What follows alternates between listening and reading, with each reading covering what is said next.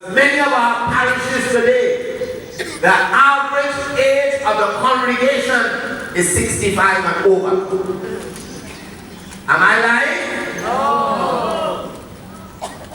Most of our parishes, the average age of the parishioners are 65 and over. There's a sprinkling of 1 or 2 young ones, but most of them are 65 and over. Give it 10 to 20 years again. What's going to happen? You think all of you here in Curaçao are going to live until you're 125 years? So, what's going to happen to us? Except we bring our children to personal experience with the Lord Jesus Christ and set them on fire for God. We have to bring them so we can say what we want about the Charismatic Renewal. It is the only movement that is offering to the church a personal experience of Jesus Christ. Amen. The only that is daring to say you've got to experience God personally. Listen, to live the Jesus life, to live the Christian life, we must be anointed. We must be empowered. For it is unto holiness that we are called. We are called to live a holy life. Romans chapter 6. Romans chapter 6. St. Paul to the Romans chapter 6.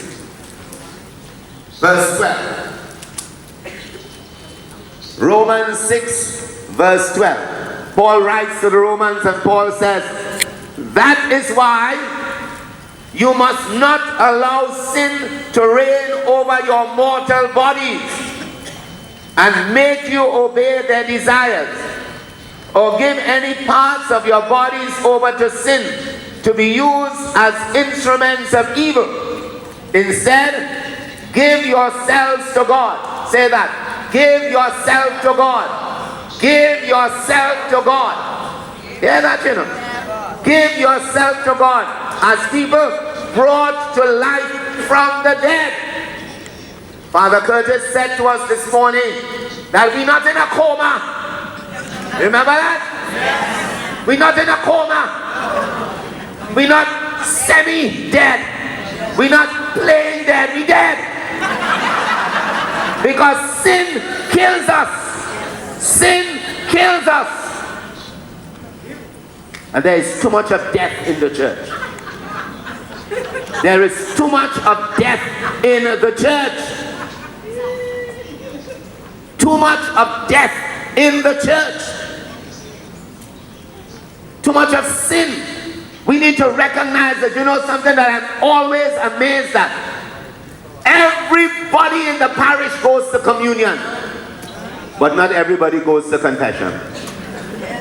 We only have holy people in the Catholic Church. Everybody in the Catholic Church is a saint. I sit down in the parish on a weekend, I give them 2 hours. In 2 hours, 3 persons come into confession. But when we have mass at 6 o'clock, everybody come into communion.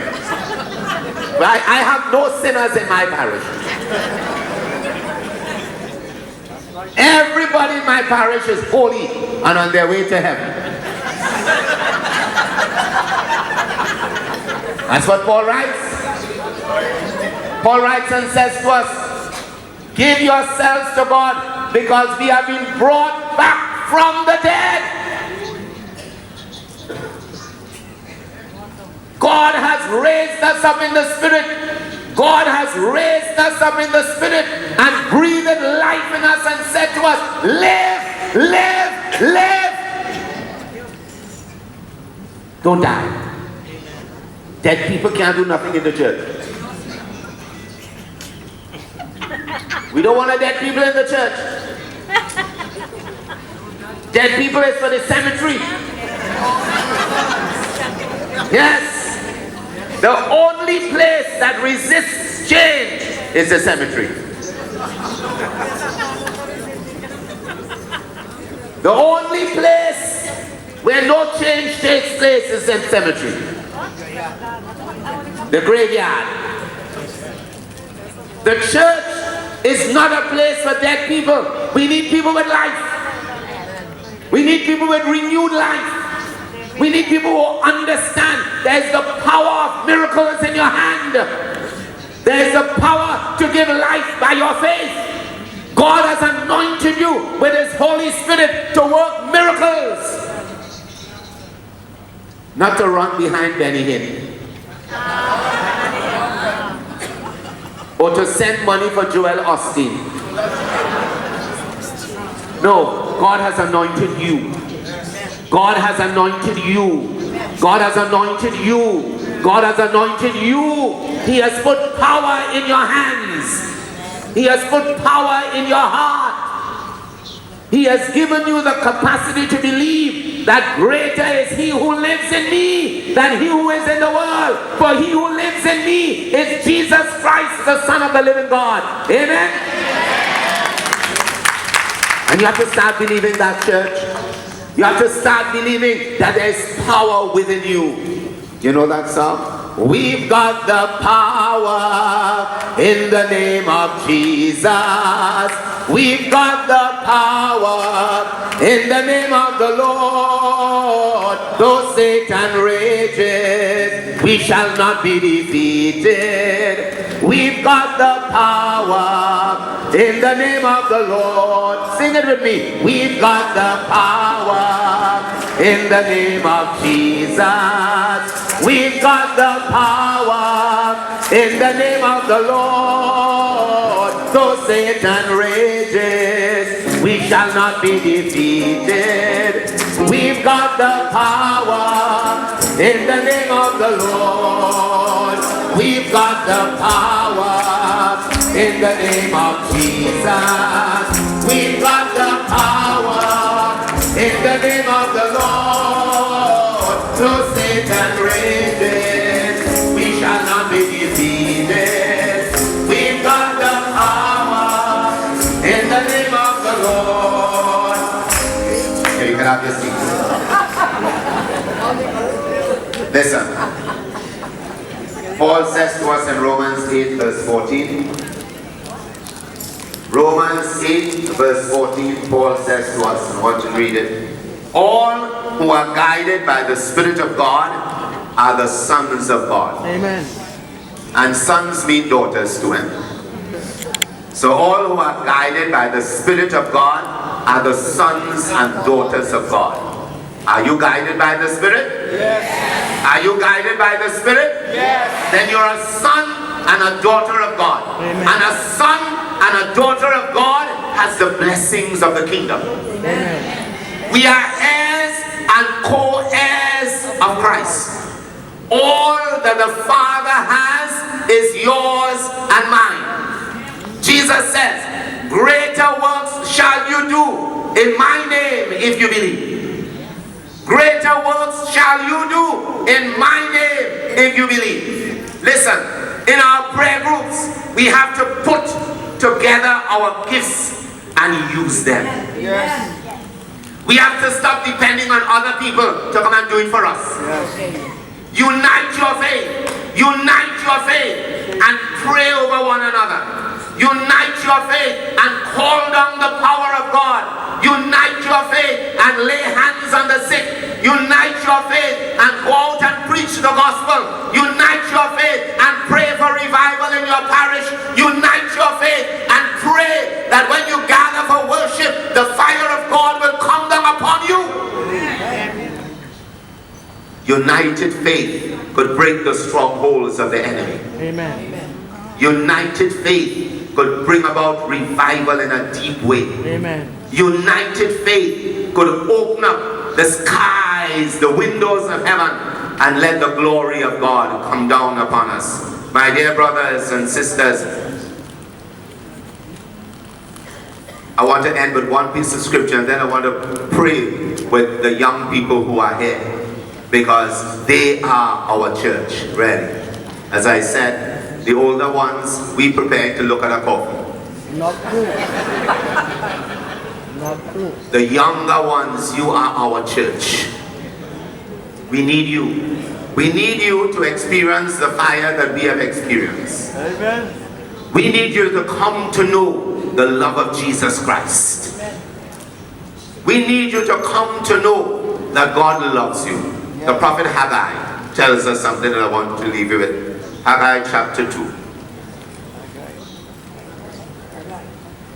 The prophet Haggai chapter 2 verse 15 says, Haggai uses the symbolism of God blessing the land and causing the agricultural produce to increase. And at the end of it, in verse 15, Haggai says that the Lord says, from today onwards, I intend to bless you. Repeat that. From today onwards, I intend to bless you. Say that. From today onwards, I intend to bless you. I want you to claim that as your own. Verse 19. Verse 19, right? Verse 19. Right. So I want you to hear that. Say it to yourself, and then we'll say it together.